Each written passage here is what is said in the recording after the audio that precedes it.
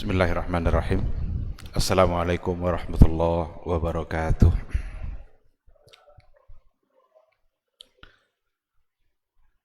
Innal hamdalillah nahmaduhu wa nasta'inuhu wa nastaghfiruh wa na'udzu billahi min syururi anfusina wa min sayyiati a'malina.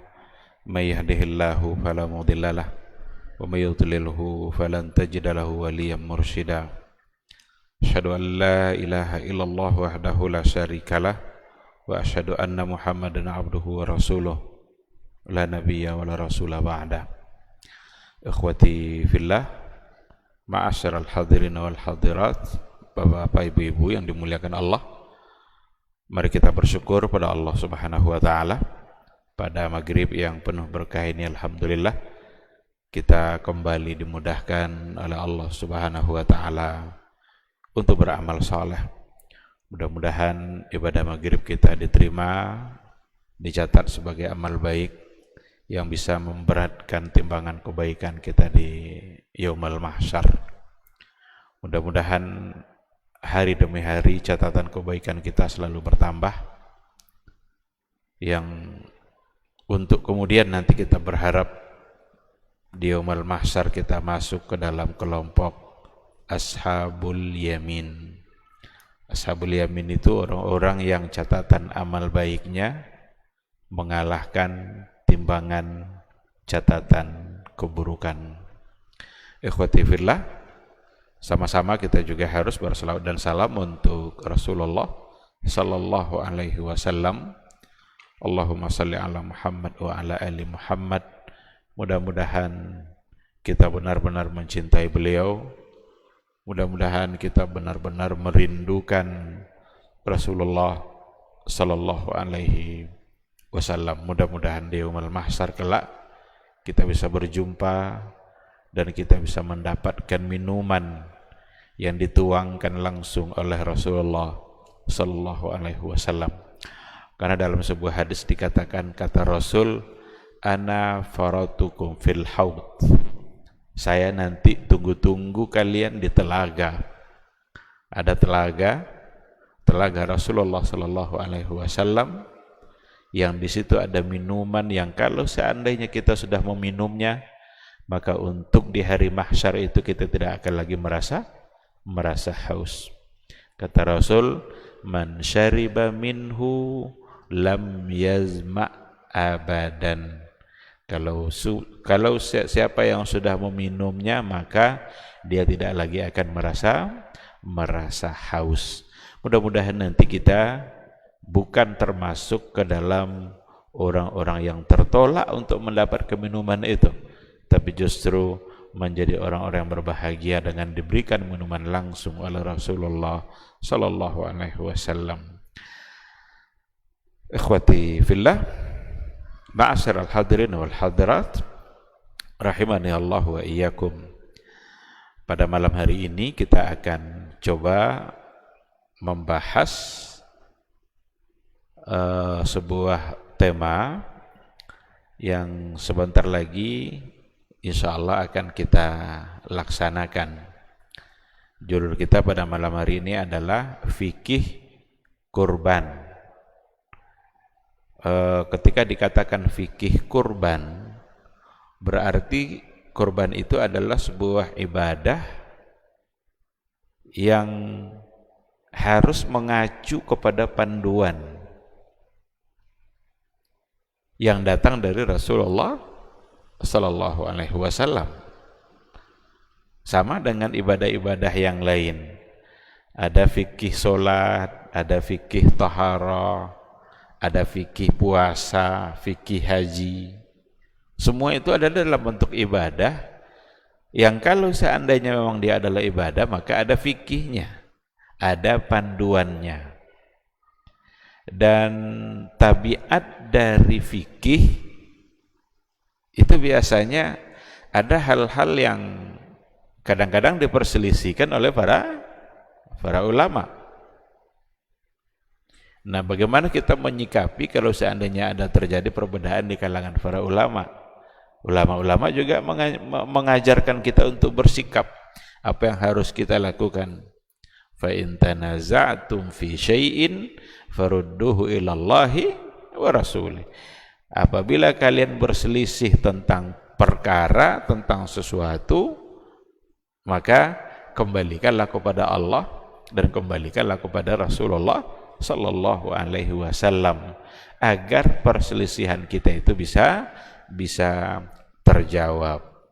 Baik, ikhwati fillah, ketika kita bicara fikih kurban, itu akan ada beberapa poin nanti yang akan menjadi bahasan kita. Kalau bicara fikih kurban, itu akan ada beberapa poin yang perlu untuk kita perbincangkan, dan saya yakin ini adalah sesuatu yang sudah berulang-ulang, karena kurban itu bukanlah baru sekarang kita laksanakan, tapi kita sudah melaksanakannya berkali-kali pada tahun yang sebelumnya. Bahkan kita juga sudah membahas hal yang sama pada masa-masa sebelumnya. Akan tetapi meskipun demikian, penting untuk diulang-ulang, perlu kita kembali untuk diingatkan dengan hal-hal yang berkaitan dengan kurban itu sendiri. Yang pertama sekali, kita harus tahu dulu apa itu kurban. Dalam istilah fikihnya nanti kita akan temukan dua. Ada istilahnya al-udhiyah, dan ada istilahnya memang katanya kurban. Di dalam Al-Quran itu ada 3 kali kata kurban. 3 kali kata kurban. Watlu alaihim naba abnai adama bil haqqi idh qarraba kurbanan. Ini menceritakan 2 orang anak Nabi Adam, Habil dan Qabil, idh qarraba kurbanan, ketika keduanya berkurban, ketika keduanya melaksanakan sesuatu yang tujuannya adalah untuk berkurban, mendekatkan diri kepada Allah. Karena kata kurban itu artinya adalah mendekatkan diri. Tapi dalam hadis Nabi lebih cenderung menggunakan kata dhaha yudahi. Dhaha yudahi. Al-udhiyah dalam kitab fikih, para ulama fikih membahasakannya adalah al-udhiyah atau al-adahi. Kata jamak, kata plural dari udhiyah itu al-adahi. Maka kalau kita mencoba untuk memahami apa itu kurban yang sudah menjadi bahasa kita jarang menyebutnya dengan udhiyah. Kita selalu membahasakan dengan istilah kurban. Maka kalau disebut udhiyah, itu adalah istilah untuk sesuatu yang disembelih atas nama kurban. Oleh karena itu al-udhiyah itu ma yuzbahu min bahimatil an'ami yaumal adha.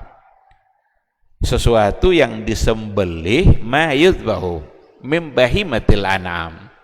Sesuatu yang disembelih dari hewan-hewan ternak pada hari raya Idul Adha. Maka udhiyah itu istilah untuk hewannya. Kalau kurban itu tujuan kenapa dia disembelih. Jadi kurban itu karena artinya adalah mendekatkan diri, berarti itu adalah tujuannya. Maka ibadah kurban itu secara sederhana kita bisa maknai dengan sebuah ibadah dalam bentuk menyembelih hewan-hewan yang sudah ditentukan oleh Rasulullah SAW, yang tujuannya adalah untuk mendekatkan diri kepada Allah Subhanahu wa ta'ala. Kenapa dikatakan hewan-hewan tertentu? Karena tidak semua hewan yang bisa dikorbankan.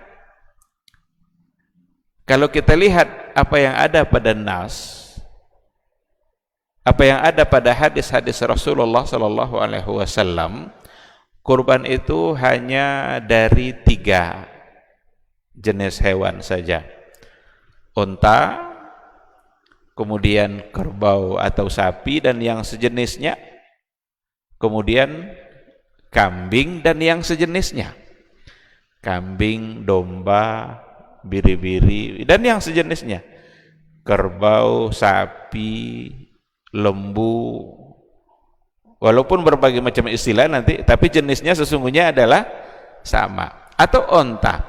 3 ini saja, tidak ada yang lain selain daripada yang 3 itu. Secara syar'i tidak ada istilah berkurban nanti dengan ayam umpamanya, atau berkurban dengan ikan umpamanya. Enggak, karena dia bukan min bahimatil an'am. Yang bahimatul an'am yang untuk berkorban hanyalah tiga jenis yang tadi itu. Tujuannya sekali lagi untuk mendekatkan diri kepada Allah Subhanahu wa taala. Ini tujuan ini menjadi penting karena tidak semua sembelihan yang nanti tujuannya adalah untuk mendekatkan diri kepada Allah Subhanahu wa taala. Ada sembelihan yang tujuannya justru untuk sesuatu yang terlarang dalam agama. Tujuan untuk sesembahan, tujuan untuk pokoknya yang di dalamnya ada unsur-unsur kesyirikan, dan itu sesuatu yang terlarang dalam agama tentu saja. Maka berkorban itu untuk Allah, karena itu sebagai bentuk syukur kita atas nikmat yang diberikan oleh Allah Subhanahu wa ta'ala. Allah akan sangat murka kalau seandainya hewan itu disembelih tidak atas nama dia. Allah yang memberi dia nyawa, Allah yang menghidupkannya, Allah yang memberi makan, Allah yang memberi minum, lalu tiba-tiba disembelih tidak atas nama dia. Akan menjadi sesuatu yang di dalamnya ada kesyirikan, dan Allah menjadi murka dengan perbuatan seperti itu. Nah, jadi dari definisi ini dapat kita pahami bahwa kurban itu sebuah ibadah dalam bentuk menyembelih hewan, berarti ada menyembelihnya. Karena yang ibadahnya dalam kurban itu iraqatud dam. Karena nanti akan ada perkembangan permasalahan, apalagi dalam kajian-kajian maslahat, karena banyak orang yang atas nama maslahat lalu dia menyampaikan sesuatu yang terkadang tidak pada tempatnya. Contohnya begini, boleh enggak hewan korban itu tidak hewannya yang disembelih, tapi uangnya aja dibagi-bagi? Nah, ada yang sampai bilang seperti itu. Kan masyarakat ini banyak yang tidak suka kambing nih, banyak yang tidak suka kambing, katanya takut kalau makan daging kambing. Nah, sekarang tidak usah kambing itu disembelih, tapi uang seharga kambing itu aja yang dibagi-bagikan. Ini tidak akan pernah bisa disebut sebagai kurban, karena yang kurban itu iraqatud dam, menumpahkan darah itu, mengalirkan darah itu yang menjadi ibadah. Kita alirkan darah itu atas nama Allah, atas bentuk syukur kita kepada Allah, itu yang ibadah. Jadi kalau tidak ada iraqatud damnya, hanya uang yang dibagi-bagi, ya berarti sedekah. Dia tidak akan disebut sebagai kurban, tapi itu hanyalah at-tasadduq, itu hanya bersedekah biasa.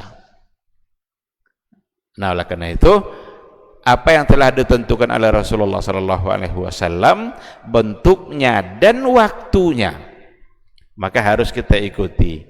Bahkan dari segi waktu pun Rasul sudah mengatur. Apa kata Rasul?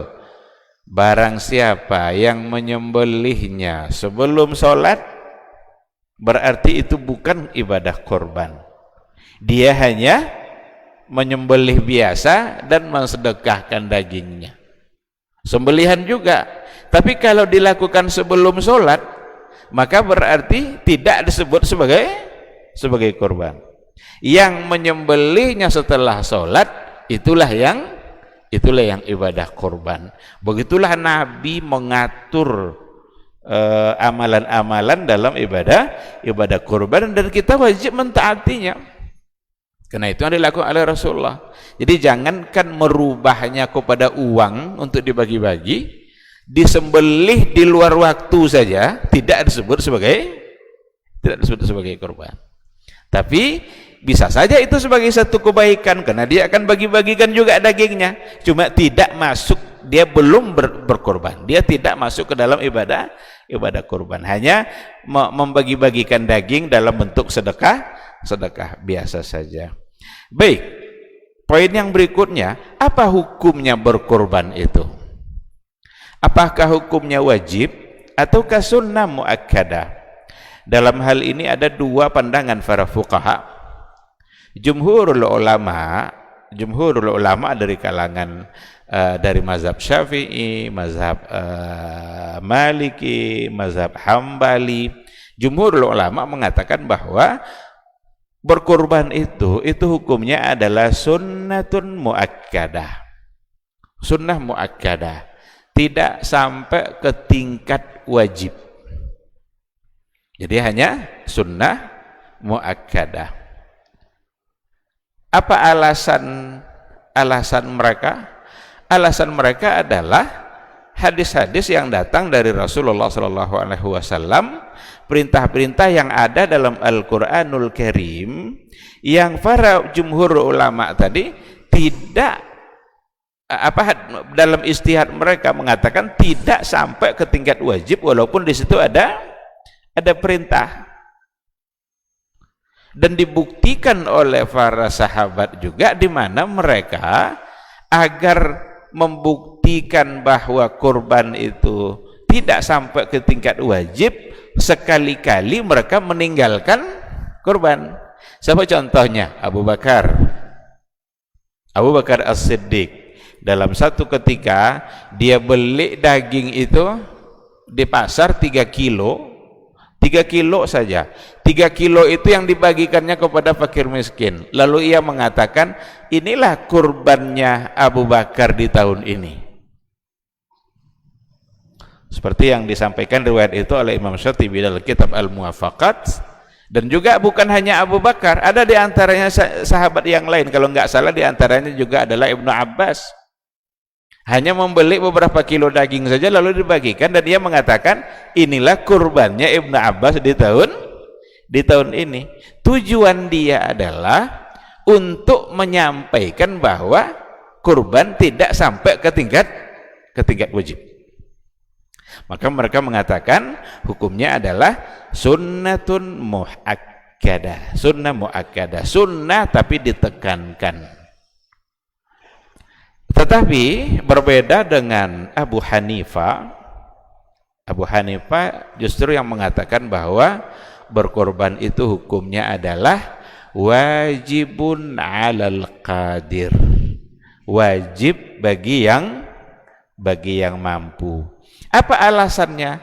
Alasannya ya ayat dan hadis yang tadi itu juga, tetapi beliau memaknainya sampai pada hukum wajib. Apa contohnya? Dalam hadis umpamanya ada perkataan Rasulullah SAW, man kana lahu sa'atan walam yudahi fala yaqrabanna musallana. Ini di antara hadis. Barang siapa yang punya kelapangan rezeki walam yudahi, lalu dia tidak berkorban, fala yaqrabanna musallana, maka jangan dekat-dekat musalla kami. Berarti jangan ikut sama kami nanti hari rayanya. Musalla itu dalam istilah hadis Nabi itu biasanya dimaknai dengan lapangan. Jadi bukan musalla seperti yang kita pahami hari ini. Kita kan ada masjid, ada musalla.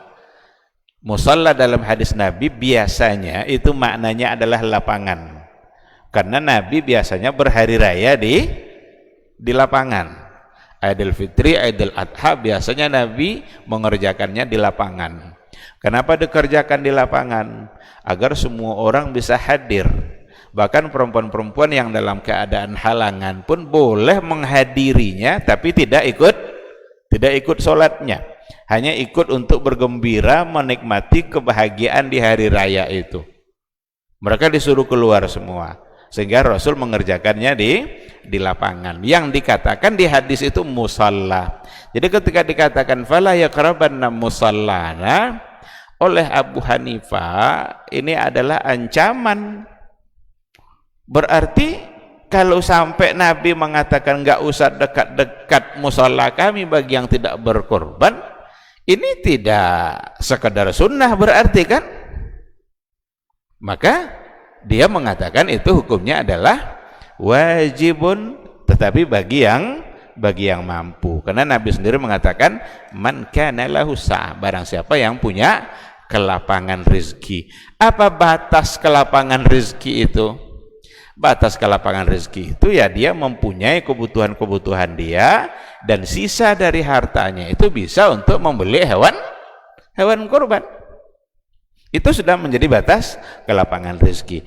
Akan tetapi dalam perbedaan ini, dalam ikhtilaf yang ada di kalangan para ulama antara jumhur dengan Abu Hanifah, yang lebih kuat di sini adalah apa yang dikatakan oleh jumhurul ulama, mayoritas ulama yang mengatakan bahwa berkorban itu hukumnya adalah sunnah muakkadah, dikarenakan oleh ada alasan-alasan penguat untuk menetapkan hukum muakkadahnya, sunnah muakkadahnya bagi ibadah kurban. Kalaulah memang sebagai sebuah kewajiban, wajib itu kan tidak boleh sama sekali untuk ditinggalkan. Tapi kenapa orang yang selevel Abu Bakar, Ibnu Abbas, dan juga sahabat-sahabat yang lain diantaranya, agar membuktikan ketidakwajibannya itu, dia hanya membeli beberapa kilo daging saja. Nah, sehingga yang lebih kuat dalam hal ini adalah sunnah muakkadah. Hanya saja bagi kita, jangan dijadikan alasan hukum sunnah muakkadah itu untuk meninggalkan.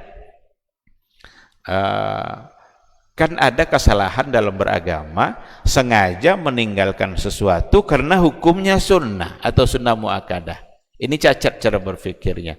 Ketika ditetapkan hukum sunnah bukanlah sebagai alasan untuk ditinggalkan, tapi justru untuk dilaksanakan, untuk dikejar fadilah yang ada di dalamnya. Karena ibadah-ibadah sunnah itu memiliki kedudukan yang sangat tinggi di sisi Allah Subhanahu wa taala. Akan tetapi seandainya dia sudah biasa untuk berkorban, lalu sekali-kali dia tinggalkan, ya tidak mengapa. Karena memang hukumnya tidak sampai ke tingkat wajib. Bukankah ada ancaman? Fala yaqrabanna musallana, jangan dekat-dekat musalla kami. Jadi seolah-olah Nabi itu enggak mau melihat wajah orang-orang yang tak mau berbagi. Dia kaya, dia mampu, sanggup berkorban, tapi tidak mau berkorban. Seandainya ada hadir Nabi dalam majelis itu, Nabi akan mengusir dia untuk tidak berada di majelis itu. Itu kesedihan yang luar biasa. Fala yaqrabanna musallana, jangan dekat-dekat tempat sholat kami. Berarti tidak usah sama kami. Karena itu ciri-ciri orang-orang yang egois, hanya memikirkan dirinya sendiri. Oleh karena itu berkorbanlah, laksanakanlah apa yang dianjurkan oleh agama, harapkanlah pahala dan kebaikannya. Tapi dari segi hukum, yang lebih kuat di sini adalah apa yang dikatakan oleh jumhur ulama, hukumnya tidak sampai ke tingkat wajib. Lalu apa kedudukan, bagaimana kedudukan ibadah kurban itu dalam Islam? Ibadah kurban itu punya kedudukan yang sangat tinggi. Bahkan kalau kita lihat dalil-dalil yang ada, baik Al-Quran maupun hadis Nabi, itu digandengkan sebutan kurban itu dengan sholat. Apa dalam Al-Quran? Allah Subhanahu wa ta'ala mengatakan, fasalli lirabbika wanhar. Fasalli, salatlah, lirabbik, untuk Rabb kamu, karena Rabb kamu, wanhar, dan berkorbanlah. Berarti sholatlah dan berkorbanlah. Ini menyebut dua berdekatan seperti ini bukan kebetulan dan bukan sekali. Dalam hadis apa kata Rasulullah Shallallahu Alaihi Wasallam mengatakan bahkan malah dalam ayat, inna salati wa nusuki wa mahyaya wa mamati lillahi rabbil alamin. Inna salati wa nusuki, sesungguhnya salatku dan nusukku. Apa makna nusuk? Di antara makna nusuk itu disampaikan oleh para ulama tafsir, ada yang memaknainya nusuk itu dengan ibadah, ada yang memaknai nusuk itu dengan manasik, nusuk manasik, ada yang memaknai nusuk itu dengan azabhu. Azabhu itu apa? Azabhu itu menyembelih, berarti korban. Jadi inna salati wa nusuki, sesungguhnya salatku dan kurbanku, wa mahyaya wa mamati, bahkan hidup dan matiku, lillahi rabbil alamin, untuk Allah Rabb sekalian alam, Rabb alam semesta. Dari dua nas ini, yang pertama dan yang kedua, disebutlah secara berdekatan di situ salat dan kurban, salat dan kurban. Itu menggambarkan tingginya kedudukan ibadah kurban di dalam Islam. Dan lebih rincinya lagi, kemuliaan dan kesempurnaan keimanan kita itu nanti ada pada ketika kita selalu menjaga hablum minallah dan hablum minan nas. Dan itu terlihat pada yang tadi itu, salat itu hubungannya adalah hablum minallah, sedangkan kurban itu tidak hanya sekadar hablum minallah, tetapi intinya ada pada hablum minan nas. Karena apa yang dikorbankan itu nanti akan menjadi bagian dari makna-makna sosial yang kita jalani dalam kehidupan kita. Dagingnya akan kita bagikan kepada tetangga, kepada teman, kepada fakir miskin, kepada karib kerabat. Berarti ada jalinan hubungan sosial kemasyarakatan dalam ibadah kurban. Dan itu menggambarkan bahwa Islam ini memang adalah sebuah agama yang memang selalu berbagi. Islam ini satu agama yang selalu ingin tidak maunya sendiri, tidak menang sendiri, tidak ingin mendapatkan secara sendiri, tapi ingin berbagi, menunjukkan kepeduliannya kepada orang lain. Dan kalau kita lihat antara Idul Fitri dan Idul Adha, ada dua makna yang tadi itu. Dalam Idul Fitri, di akhir sebelum kita berhari raya, di situ ada zakatul fitr, ada zakat fitrah, kita bayar zakat fitrah itu dibagi-bagi nanti kepada fakir miskin. Tapi di hari raya Idul Adha nggak ada zakat fitrah, tetapi berbaginya ada enggak? Berbaginya ada. Dalam bentuk apa? Kurban. Jadi pada Idul Fitri itu ada zakat fitrah yang dibagi-bagikan, sehingga semua orang di hari raya itu tidak boleh ada yang tidak makan. Semua harus mendapatkan kebutuhannya. Maka dibagi-bagilah zakat fitrah. Di hari raya Idul Adha, walaupun zakat fitrah tidak ada, tapi mereka dikayakan oleh daging kurban, sehingga semua mereka di hari itu mendapatkan semua yang dibutuhkannya untuk dimakan. Ini sisi-sisi keindahan dalam Islam yang sudah diatur oleh agama, oleh Allah Subhanahu wa taala melalui Rasulullah sallallahu alaihi wasallam. Ikhwati fillah, ada ayat yang lain juga yang menunjukkan kedudukan yang disebut oleh Allah Subhanahu wa taala wa likulli ummatin ja'alna mansakan liyazkuru smallahi ala ma razaqahum min bahimatil an'am. Likulli ummatin, bagi setiap umat itu, ja'alna mansakan, kami jadikan bagi mereka itu mansakan. Mansak itu sama dari kata nusuk tadi itu. Nusuk, mansak, manasik. Untuk apa? Liyazkuru smallah, supaya mereka berzikir mengingat Allah ala ma razaqahum min bahimatil an'am, terhadap apa yang telah diberikan rezeki mereka itu oleh Allah min bahimatil an'am, dari hewan-hewan ternak. Maka berkurban itu sebagai sebuah ketentuan agama yang langsung datang dari Allah Subhanahu wa taala, liyadhkuru smallah ala ma razaqahum, agar mereka ingat dengan yang memberikan rezeki ternak itu. Siapa yang memberi rezeki ternak? Yang memberi rezeki itu adalah Allah Subhanahu wa taala. Siapa yang memberikan dia rezeki uang? Adalah Allah, untuk kemudian dia berikan dia belikan hewan ternak untuk disembelih. Lagi-lagi di sini ada kata mim bahimatil an'am, hewan-hewan ternak. Baik, ikhwati fillah. Kemudian pada poin berikutnya, apa hikmah dan maqasidnya? Kurban itu sebagai sebuah ibadah, ada maqasidnya, ada hikmahnya. Maqasidul kurban. Ada beberapa poin, kita ambil beberapa hal saja agar poin-poin di bawah nanti bisa kita sampaikan. Yang pertama sekali tujuannya adalah at-ta'abbud lillahi bi infadhi ma syara'ah. Beribadah.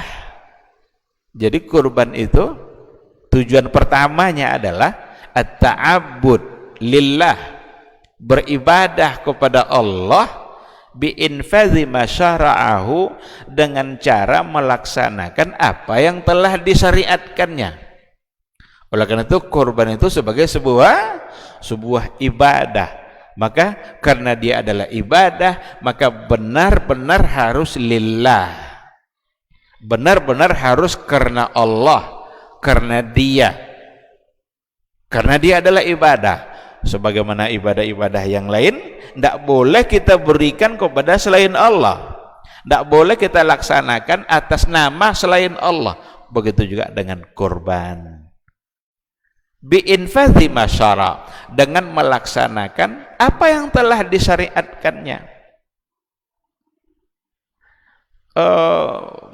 Apakah berarti kita sedang menyakiti hewan? Karena ada orang dikasihan lah dengan hewan ini, kok disembelih-sembelih begini. Enggak, kita tidak sedang menyakiti hewan. Karena hewan itu memang diciptakan untuk itu. Sesuatu yang kalau sudah diciptakan untuk itu dan Allah memerintahkannya, maka tidak lagi menjadi sesuatu yang salah. Kalau ada hewan lewat di jalan tuh, kita potong begitu aja karena kita marah, salah kita. Karena tidak pada tempatnya. Tapi ketika ibadah kurban, yang dilakukan adalah hal yang sama. Dia menjadi satu ibadah. Maka at-ta'abbud lillah. Dulu ada pada masa Umar bin Al-Khattab seorang pemuda yang menyembelih unta orang lain. Tapi bukan atas nama kurban, bukan atas nama ibadah, bukan atas nama apa-apa. Yang akhirnya pemilik unta itu menuntut yang menyembelih tadi, membunuh orang yang menyembelih tadi. Karena itu dianggap sebagai sebuah kesalahan. Yang pada akhirnya dihukum pula orang yang membunuh orang yang menyembelih tadi dengan qisas. Walaupun pada akhirnya qisas itu tidak terjadi dalam kisah itu. Karena dimaafkan oleh pemiliknya. Tapi yang ingin saya katakan adalah ketika perbuatan yang sama dilakukan tidak pada tempatnya, ia akan menjadi satu kesalahan. Tapi kalau dilakukan pada tempatnya, pada waktunya, sesuai dengan ketentuan, maka ia akan menjadi sebuah ibadah. Jadi yang pertama sekali, at-ta'abbud lillah, beribadah. Dan sesungguhnya yang kita harapkan dari sembelihan itu adalah balasan dari Allah Subhanahu wa ta'ala.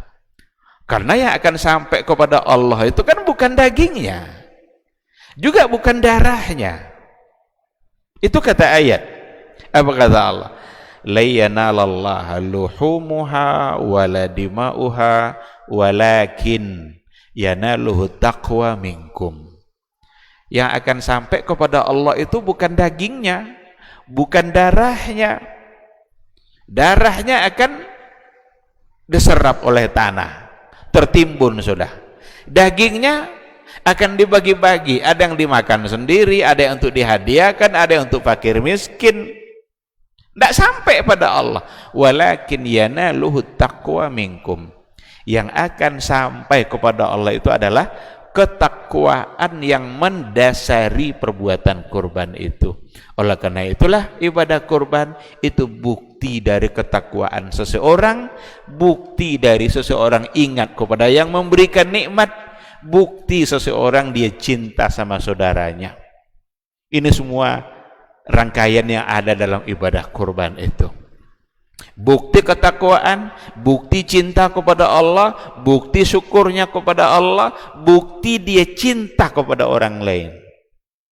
Maka wajarlah Nabi ingin mengusir orang-orang yang mampu berkorban tapi dia tidak berkorban, karena seolah-olah dia ingin hidup sendiri, dia tidak ingin berbagi, dia hanya ingin menikmati sendiri apa yang diberikan oleh Allah Subhanahu wa ta'ala. Jadi yang pertama sekali, at-ta'abbud lillah, beribadah kepada Allah.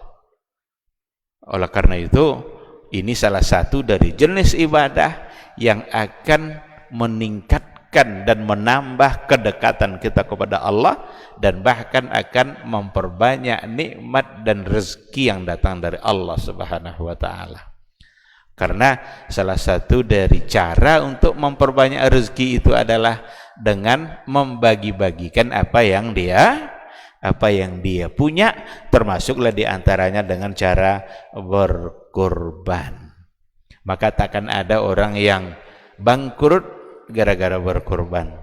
Tidak akan ada orang yang jatuh miskin gara-gara rajin berkorban dan bersedekah.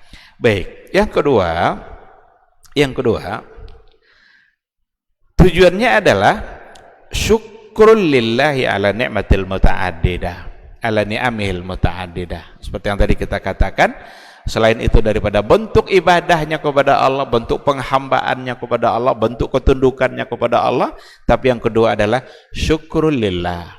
Itu bentuk syukurnya kepada Allah terhadap nikmat yang diberikan. Oleh karena itu, sebelum kata fasalli li rabbika wanhar itu apa? Inna a'tainakal kautsar. Apa artinya? Inna a'tainakal kautsar. Sesungguhnya kami telah memberikan kepada kamu kautsar, nikmat yang banyak. Fasalli li rabbika wanhar. Maka salatlah dan berkorbanlah. Ketika diawali dengan kata kami memberi kamu nikmat yang besar, maka orang-orang yang mendapatkan nikmat yang besar itu dua hal yang harus dia kerjakan. Pertama sholat, kedua berkorban.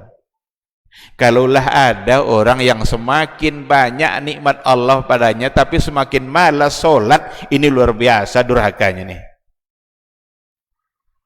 Luar biasa kedurhakaannya kepada Allah.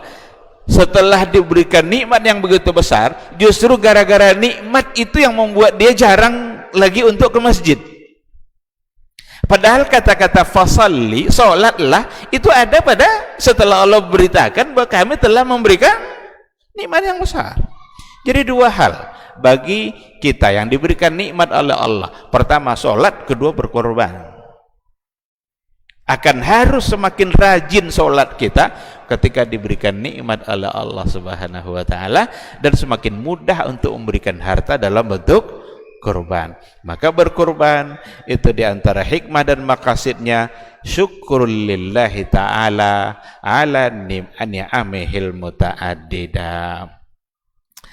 Yang berikutnya at-tausi'atu ala ahlil baiti wa ikramil aqaribi wal asdiqa wa tasadduq alal fuqara. Memberikan kelapangan, keluasan, apa yang dia punya diberikannya kepada keluarga dia, kepada karib kerabat dia, kepada tetangga, kepada fakir miskin, dan kepada siapa yang dia inginkan. Oleh karena itulah ketika Rasul mengatakan kulu wa tasaddaqu wa dakhiru, dari riwayat itu dikatakan oleh para ulama bahwa kurban itu dapat dibagi kepada 3 bagian.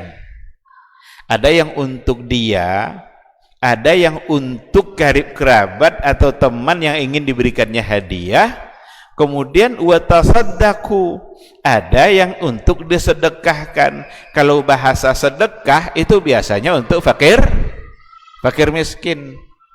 Tapi kalau untuk orang-orang yang bukan fakir miskin, barangkali bahasanya tidak sedekah, maka ada yang mengatakan hadiah, boleh diberikan.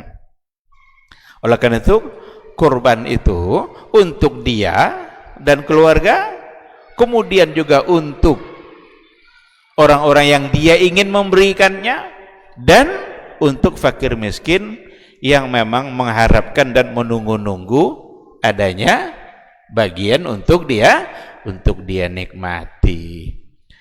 Maka itu sebenarnya yang menjadi landasan, karena ada orang bagi sepertiga gitu ya, sepertiga, walaupun sebenarnya tidak mesti dalam bentuk sepertiga. Artinya sepertiganya itu persis sepertiganya gitu, enggak, tapi ada bagian-bagian untuk orang yang tadi itu. Seandainya dia ingin memberikan kepada orang semuanya, enggak ada untuk dia, ya udah enggak apa-apa juga, karena ada orang yang berkorban lalu dia tidak menginginkan dari daging itu, dia ingin itu untuk orang semua, bolehkah? Ya boleh, enggak apa-apa, karena enggak juga wajib harus ada yang dia nikmati. Tapi berdasarkan kepada hadis tentu lebih baik. Karena Rasul sendiri bilang, kulu, makanlah, wa tasaddaqu, sedekahkanlah, wa dakhiru, selain yang dimakan oleh pribadi dia tadi sama keluarga, boleh disimpan atau simpan nanti berikan kepada orang-orang yang dia ingin berikan dalam bentuk hadiah. Nah, jadi itu tujuan dari ibadah kurban. Yang berikutnya, musyarakatu ahlil buldan hujjaj baitillah fi ba'di sya'airil hajj. Agar kita-kita yang tidak berhaji ini, orang-orang yang tidak berhaji, dia berkesempatan untuk melakukan sebahagian dari syiar-syiar yang dilakukan ketika mereka berhaji. Apa di antara syiar yang dilakukan oleh jemaah haji? Itu diantaranya adalah menyembelih hewan. Ada namanya hadiyut tamattu'. Kalau orang yang hajinya haji tamattu', maka dia harus menyembelih hewan. Itu diantara syiar. Kita yang tidak berhaji ini tidak bisa mengerjakan itu karena kita tidak haji, tapi diganti oleh Allah. Diganti dalam bentuk apa? Berkurban pula lah kalian. Jadi dikerjakan pada hari yang baik dan hari yang al-hajjul akbar itu adalah pada hari nahar. Al-hajjul akbar itu pada hari nahar, di mana hari itulah hari di mana disembelihnya hewan hadiyu tadi itu. Hari itu awal menyembelih, walaupun boleh disembelih pada hari yang berikutnya. Dan yaumul hajjil akbar itu ada pada 10 Zulhijjah, di mana di kita atau selain yang berhaji, mereka mengerjakan sholat Idul Adha. Tapi orang yang berhaji kan dia tidak mengerjakan sholat hari raya kan, karena mereka mengerjakan amal-amal yang lain. Nah, oleh karena itu Musyarakatu ahlil budaya ini menjadi penting, artinya diajak bersama-sama untuk menghidupkan syiar. Menghidupkan syiar, mereka yang berhaji diatur pula oleh Allah dan Rasulnya apa yang harus mereka kerjakan, kita yang tidak berhaji juga diatur apa yang harus kita kerjakan. Bahkan itu juga adalah diantara ilatnya oleh para ulama mengatakan kenapa orang-orang yang berniat untuk berkorban mulai dari 1 Zulhijjah, iza ahalla hilala Zulhijjah wa arada ahadukum ayyudahi fala ya'khudhu syai'an min sya'rihi wa azafirihi.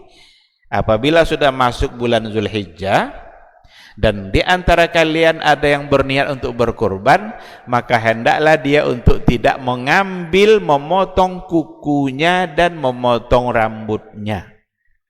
Dilarang. Ada sunnahnya.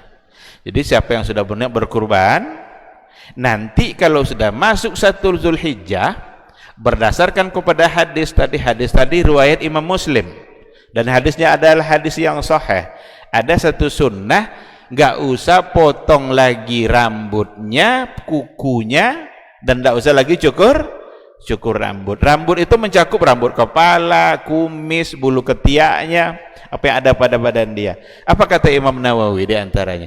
Itu untuk mengambil syiar yang tadi itu. Karena orang-orang berhaji kalau mereka sudah ihram, mereka sudah berihram dari mikatnya, maka tidak boleh lagi mereka, salah satu dari larangan kan potong kuku, potong rambut gitu. Tapi itu memang tidak sampai ke tingkat wajib. Bagaimana kalau seandainya dia potong rambutnya?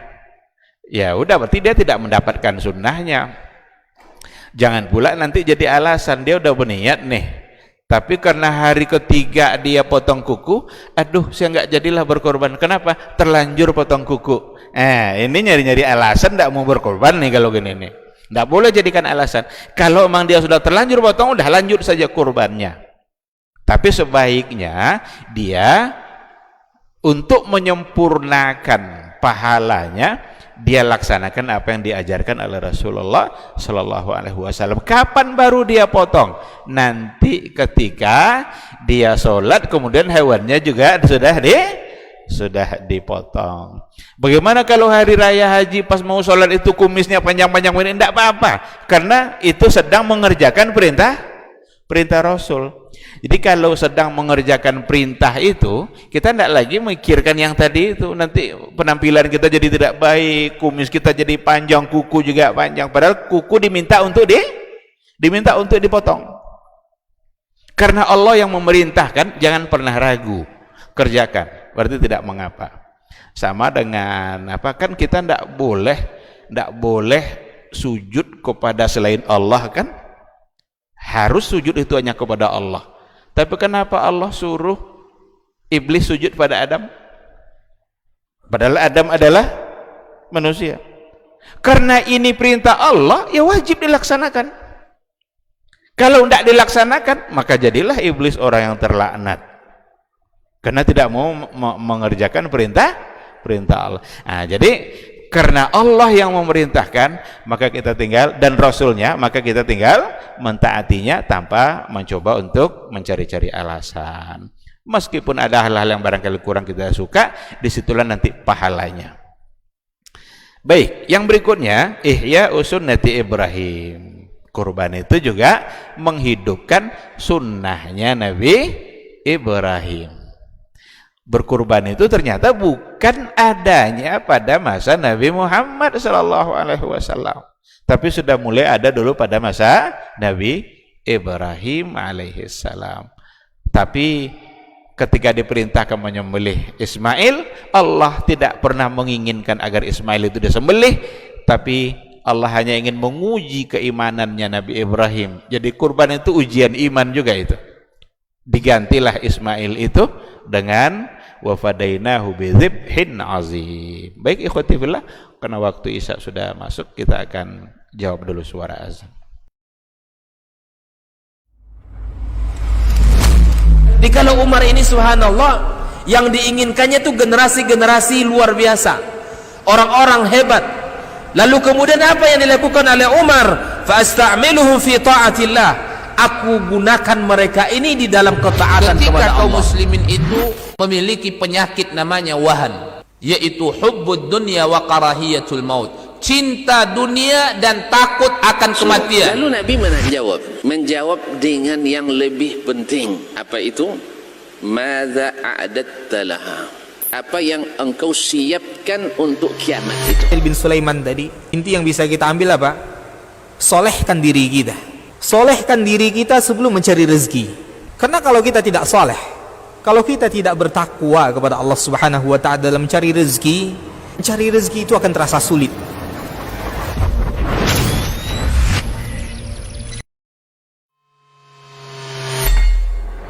Di para sahabat itu, kaum muslimin, yang terbayang bagi mereka itu adalah infak. Yang terbayang bagi mereka adalah sebuah kebahagiaan, keselamatan di akhirat yang kekal dan abadi di sisi Allah Tabaraka wa Ta'ala. Semua kita boleh klaim sekarang. Kamu cinta Nabi? Cinta Ustaz. Cinta Nabi? Cinta Ustaz. Termasuk saya. Cinta Nabi? Cinta. Kapan tahunya? Besok di akhirat. Maka apa kata Nabi sallallahu alaihi wasallam? Amalur rajuli biyadihi. Penghasilan yang terbaik adalah pekerjaan yang dilakukan oleh seseorang dengan tangannya sendiri. Wa kullu bai'in mabrur, dan setiap jual beli yang mabrur. Ini aktivitas ini membantu saya di akhirat atau akan menyulitkan saya di akhirat? Kalau seandainya perbuatan itu ternyata akan menyulitkan kita di akhirat kelak, tinggalkan perbuatan itu.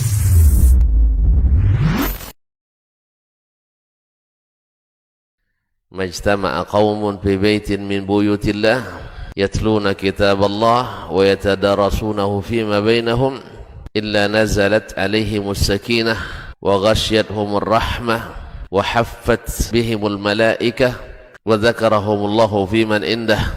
Tidaklah suatu kaum duduk di salah satu rumah Allah membaca ayat-ayat Allah dan sama-sama mempelajarinya, kecuali turun kepada mereka as-sakinah, ketentraman dan kenyamanan. Wa ghasyiyatuhumur rahmah, dan mereka diliputi pula oleh rahmat, kasih sayang dari Allah Subhanahu wa taala. Wa haffat bihimul malaikah, dan mereka pun dikelilingi oleh para malaikat, karena malaikat suka majlis-majlis zikir dan ilmu.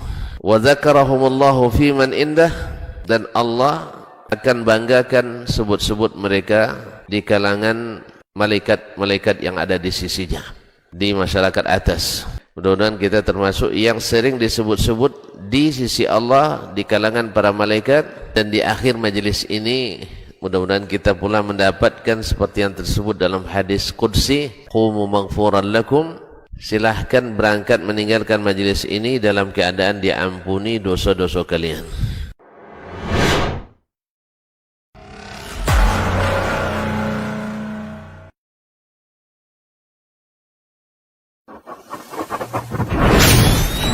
Robbani, merajut ilmu dan peradaban.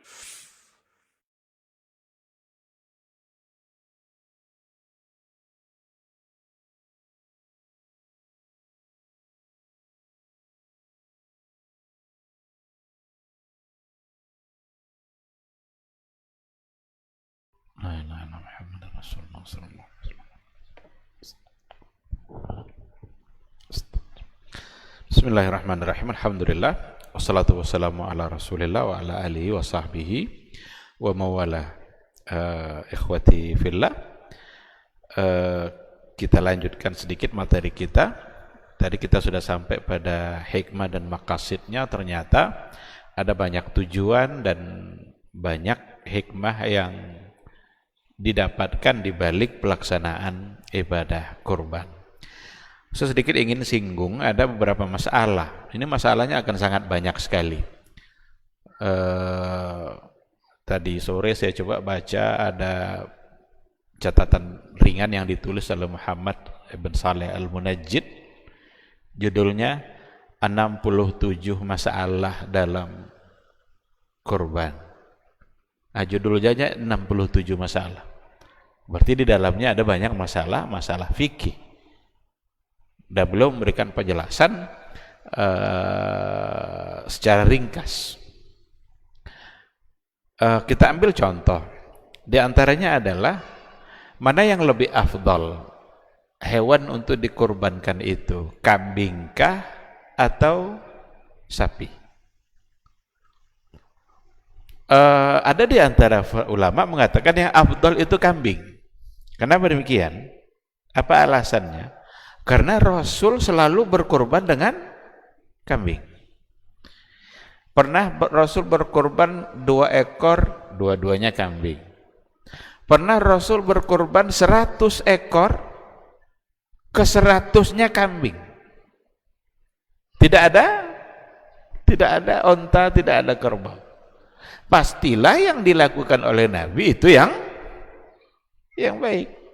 Tidak mungkin Nabi melakukan yang kalau ada yang tidak baik, lalu ada yang baik. Tentu Nabi muliakan yang baik. Itu oleh sebahagian. Tapi jumhur ulama, mayoritas ulama mengatakan yang afdal bukan kambing. Yang afdal bukan kambing. Tapi yang afdal, yang pertama sekali adalah onta, yang kedua adalah kerbau atau sapi, yang ketiga adalah kambing. Meskipun onta itu untuk 7 orang, sapi juga untuk 7 orang, sementara kambing hanya boleh untuk satu orang. Ada juga yang mengatakan kenapa kambing lebih afdal, karena lebih privasi, lebih dia hanya sendiri dalam doa niat pada iraqatud dam itu hanya dia sendiri. Sedangkan yang lain itu bisa dibolehkan untuk 7. Tetapi oleh jumhur ulama, dia berpegang, mereka mengambil landasan dari sebuah hadis. Nabi pernah bilang begini, barang siapa yang ini di hari Jumat, barang siapa yang berwudu kemudian ia berangkat untuk menuju sholat Jumat dan dia yang pertama sampai di masjid itu, masuk masjid itu, seolah-olah dia berkorban onta. Orang yang kedua seolah-olah dia berkorban sapi atau kerbau. Orang ketiga seolah-olah dia berkorban kambing. Dari riwayat ini kata jumhur ulama berarti onta yang paling afdal, karena dihargai orang yang pertama masuk masjid di hari Jumat itu seolah-olah berkorban seekor onta. Kalau memang kambing yang baik, tentu kambing dulu disebut Nabi. Nah, dan yang kuat dalam hal ini adalah jumhur ulama. Lalu perbuatan Nabi bagaimana? Perbuatan Nabi sallallahu alaihi wasallam ada kaidah, kalau seandainya ada sepertinya kontra atau bertentangan antara perkataan Nabi dengan perbuatan Nabi, maka yang menjadi khitab untuk umatnya adalah perkataannya. Adapun perbuatan Nabi bisa saja itu min khususiyatir Rasul, bisa saja merupakan kekhususan untuk Nabi. Karena ada hal-hal yang kalau kita lihat riwayatnya memang bisa bertentangan. Nabi bilang begini tapi yang dia lakukan, berarti kalau berbeda, bertentangan, yang jadi sandaran kita itu yang qaul, yang perkataan, karena itu yang khitab, itu yang ditujukan ke umat. Sedangkan perbuatan Nabi bisa saja itu hanya untuk dia. Apa contoh yang lain? Nabi mengatakan tidak boleh nikah lebih dari 4. Tapi Nabi sendiri, berarti bertentangan antara perbuatan dengan perkataan. Kalau bertentangan, yang untuk kita itu perkataan, sedangkan yang perbuatan bisa saja itu adalah kekhususan untuk Rasulullah sallallahu alaihi wasallam. Nah, jadi kalau mau tahu mana yang lebih afdal, maka adalah urutannya yang tadi itu.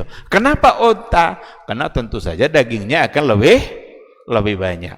Mana yang lebih banyak, daging kambing 1 ekor dengan unta dibagi 7,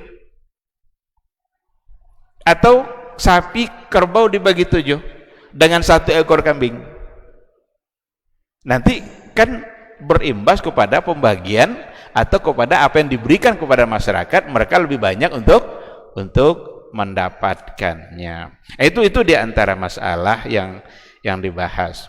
Juga dibahas pada catatan ringan yang tadi itu, bagaimana hukumnya berkorban bagi yang sudah meninggal. Berkorban bagi yang sudah meninggal. Ini nanti ada beberapa kemungkinan mengikutkan orang meninggal dalam niat kita, atau berkorban secara tersendiri untuk yang meninggal. Kalau berkorban membawa niat orang sudah meninggal, itu tidak ada persoalan.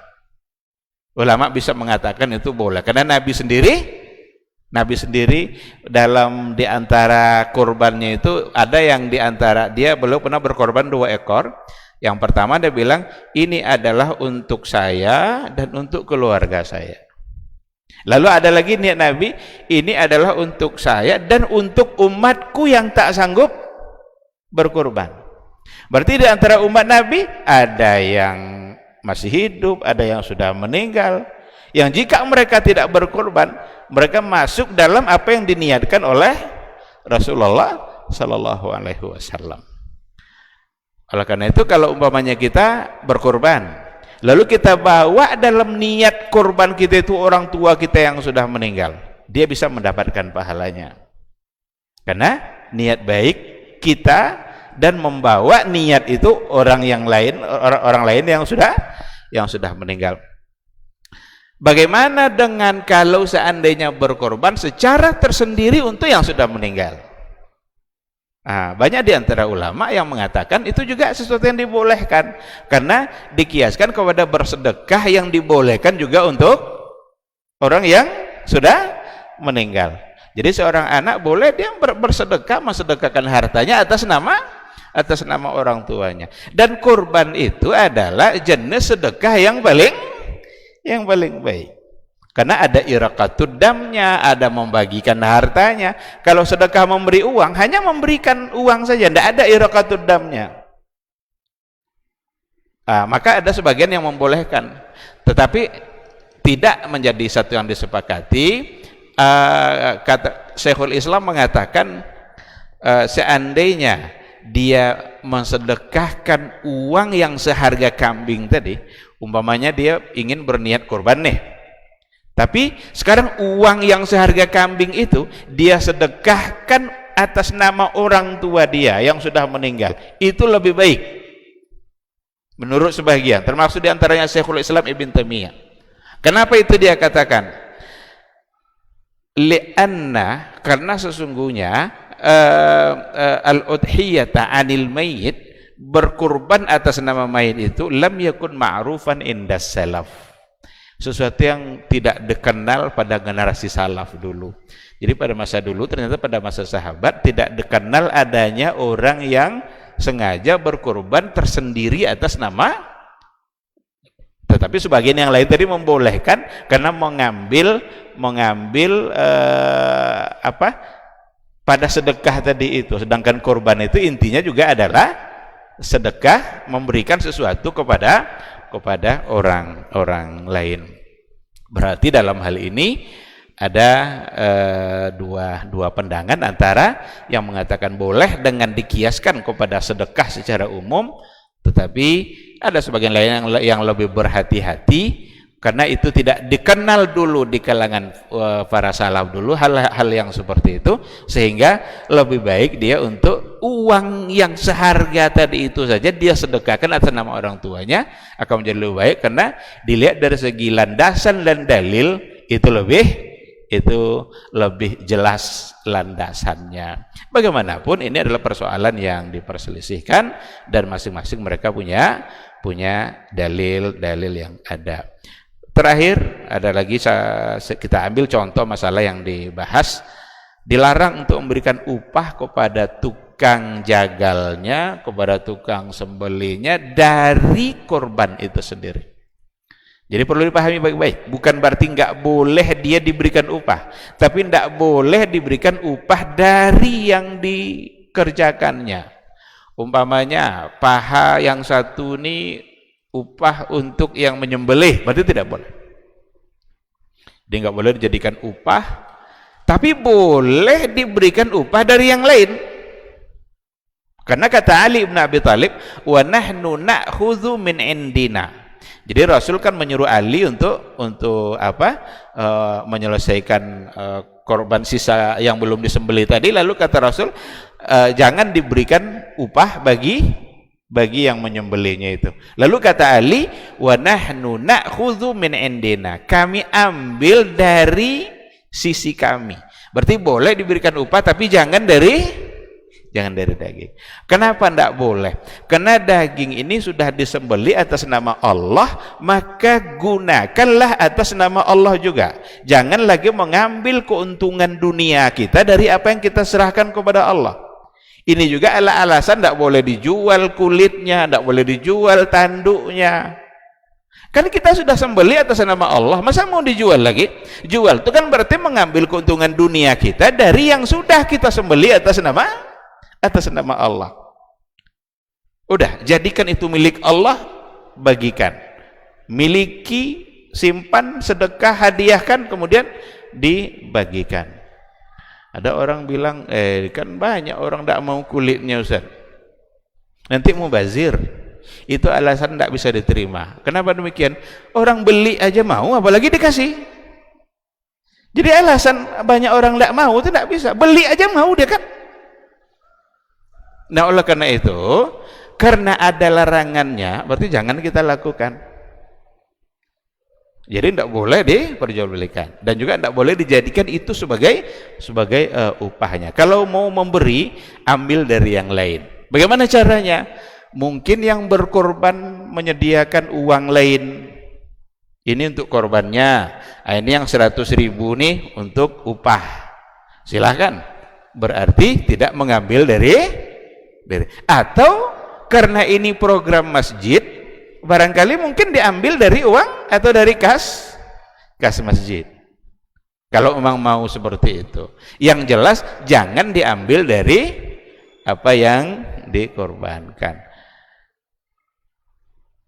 Saya kira ini ada banyak masalah tentu saja yang perlu untuk diangkat, tapi tidak semua yang bisa kita sampaikan.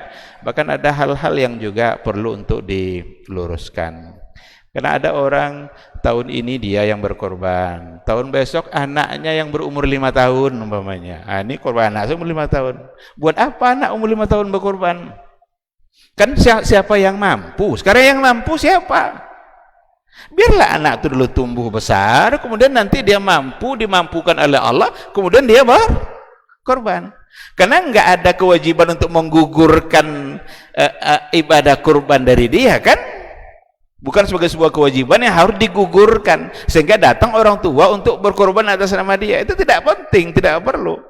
Yang berkorban itu justru adalah yang menafkahi mereka, karena berkorban itu ada sesuatu yang dia berikan atas nama Allah dan tentu bisa dilakukan oleh dia yang menafkahi, dan itu adalah ayah. Maka yang berkorban adalah ayah atau kepala keluarganya, tapi dia boleh membawa semua keluarganya dalam niat korbannya itu. Berapapun jumlah keluarganya. Mungkin dia punya anak 5 umpamanya, korbannya 1 kambing. Ini 1 keluarga kami, boleh silakan. Jadi dalam niat boleh membawa yang lain. Tetapi yang mengeluarkan biaya kalau untuk kambing hanya 1. Kambing tidak boleh 7. Yang boleh 7 itu kerbau, sapi atau onta. Wallahu subhanahu wa ta'ala a'lam. Mudah-mudahan dapat kita pahami, dan semoga ibadah kurban kita semakin sesuai dengan apa yang diajarkan oleh Rasulullah sallallahu alaihi wasallam. Baik, kita tutup atau ada pertanyaan karena waktu iqamah kayaknya sudah. Ya.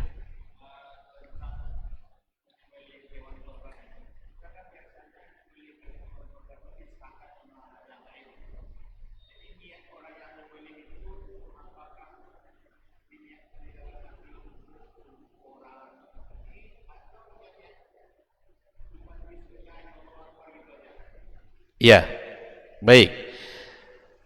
Itu juga menjadi satu masalah dalam kurban. Siapa yang seharusnya menyembelih? Yang paling afdal yang menyembelih itu adalah dia yang berkorban. Itu yang paling afdal. Kalau seandainya di antara 7 orang satu kelompok ini ada satu yang dia bisa langsung menyembelih, dia yang menyembelih. Karena korban-korban dia.